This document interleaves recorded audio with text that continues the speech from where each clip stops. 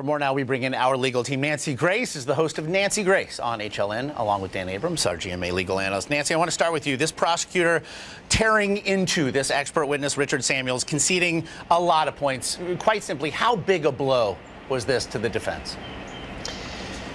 Well, it's a huge blow, especially following Jodi Arias on the stand. And I've got to tell you, she did fairly well on direct examination. She started falling apart on cross-examination. But then when the jury started asking her questions, it was so bad she actually got a cold sore in the middle of the jury questioning.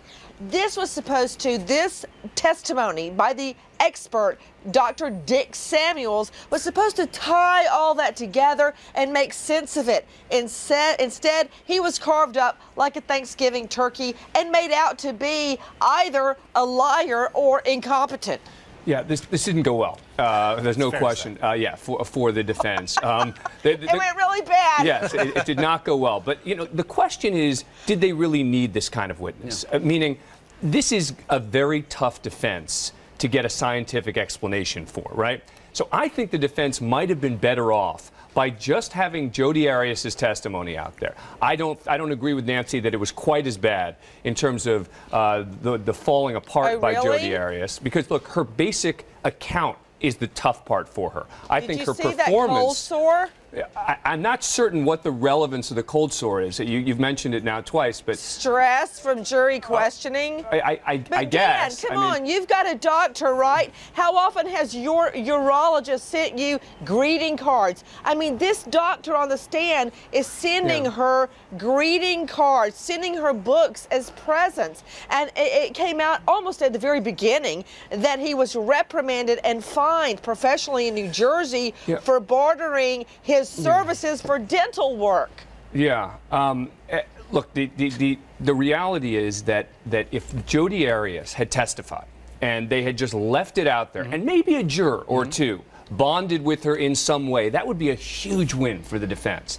By calling this guy to the stand and having him attacked and cross-examined and undermined the way he has been, the defense, I think, is in an even tougher spot now, because if any of the jurors were thinking, well, you know, maybe it could be, and then they hear this guy get attacked the way he did, I think the defense has now taken a step back rather than a step forward. Nancy, I want to ask you, the defense expert now, as you mentioned, those juror questions, he'll be facing some later today. Reportedly, they have submitted very many for them. What do you expect to see today? Basically, it'll be take no enemies questioning, because that jury does not hold back. They ask all the questions we want to ask. And here's the problem with not calling an expert. This is a mental defense for Jodi Arias. It's a self-defense defense. She's suffering from post-traumatic stress syndrome and does not recall what happened. That is part, Dan, of a very complicated self-defense. And they have to call an expert, a medical expert. No, they don't. Otherwise, that can be brought up on cross-examination, and it can also be brought up in closing arguments. The non-production of a vital witness.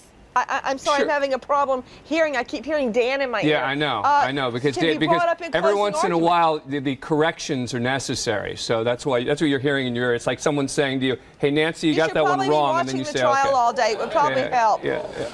Well, we have obviously lots to get to here. Again, she has been testifying. Jodi Arias spent 18 days on the stand. We'll be discussing that and many more things to come here. Dan and Nancy, thank you.